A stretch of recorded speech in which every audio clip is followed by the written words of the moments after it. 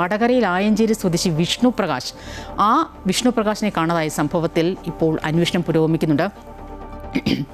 ഈ ലോൺ ആപ്പിൻ്റെ ഭീഷണിയാണ് വിഷ്ണുവിൻ്റെ തിരോധാനത്തിന് പിന്നിലെന്നാണ് ഈ കുടുംബം നൽകുന്ന പരാതി. ഏപ്രിൽ 13 വിഷ്ണു വീട് വിട്ടിറങ്ങിയത്. ഏപ്രിൽ 13 ഇപ്പോൾ 19, ഏതാണ്ട് 7 ദിവസമാകുന്നു. എന്തായാലും രേഷ്മയോട് ചോദിക്കാം എന്താണ് ഇതിൻ്റെ വിവരങ്ങൾ, വിശദാംശങ്ങളെന്ന്.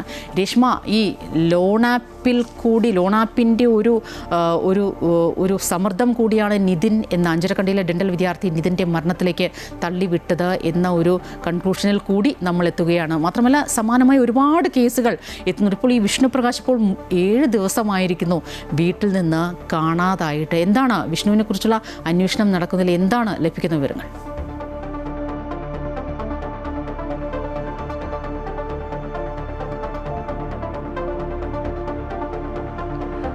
വിഷ്ണു ആയഞ്ചേരി സ്വദേശിയാണ്. കഴിഞ്ഞ ഏപ്രിൽ 13 മുതലാണ് വിഷ്ണുവിനെ കാണാതാവുന്നത്.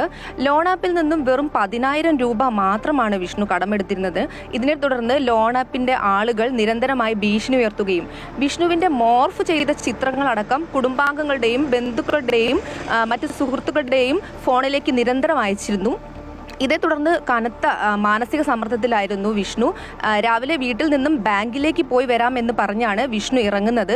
വൈകുന്നേരമായിട്ടും വീട്ടിലെത്താത്തതിനെ തുടർന്നാണ് ബന്ധുക്കൾ അന്വേഷിച്ചിറങ്ങുന്നത്. എന്നാൽ ബാങ്കിൽ എത്തിയിട്ടില്ലെന്ന് മനസ്സിലായി. തുടർന്ന് വടകര പോലീസിൽ പരാതി നൽകുകയായിരുന്നു. പോലീസ് നമ്മോട് പറയുന്നത് അന്വേഷണം പുരോഗമിക്കുകയാണ്. ലോൺ ആപ്പുമായി ബന്ധപ്പെട്ടുള്ള നമ്പർ പോലീസിന് ട്രേസ് ചെയ്യാനൊന്നും പറ്റില്ല. ആദ്യം തന്നെ നമ്മൾ ലോൺ ആപ്പ് എടുക്കരുതെന്നുള്ള ജാഗ്രതാ നിർദ്ദേശം പോലീസ് നിരന്തരം നൽകിയിരുന്നു എല്ലാവർക്കും. പക്ഷേ നിരവധി യുവാക്കളാണ് വീണ്ടും ലോൺ ആപ്പിൽ ചെറിയ തുക വാങ്ങാൻ വേണ്ടി ലോൺ ആപ്പിൻ്റെ കെണിയിൽ പോയി പെടുന്നത്. ഈ ലോൺ ആപ്പിൻ്റെ ആപ്പ് നമ്മൾ ഫോണിൽ ചെയ്യുമ്പോൾ തന്നെ നിരവധി പേരുടെ കോൺടാക്റ്റും മറ്റും തന്നെ അവരെടുത്തിരിക്കും. ഇതിനെ തുടർന്നാണ് നമ്മൾ മോർഫ് ചെയ്ത ചിത്രങ്ങൾ ഉൾപ്പെടെ അവർക്ക് പോകുന്നത്. വിഷ്ണുവിൻ്റെ കാര്യത്തിലും ഇത് തന്നെയാണ് സംഭവിച്ചിരിക്കുന്നത്.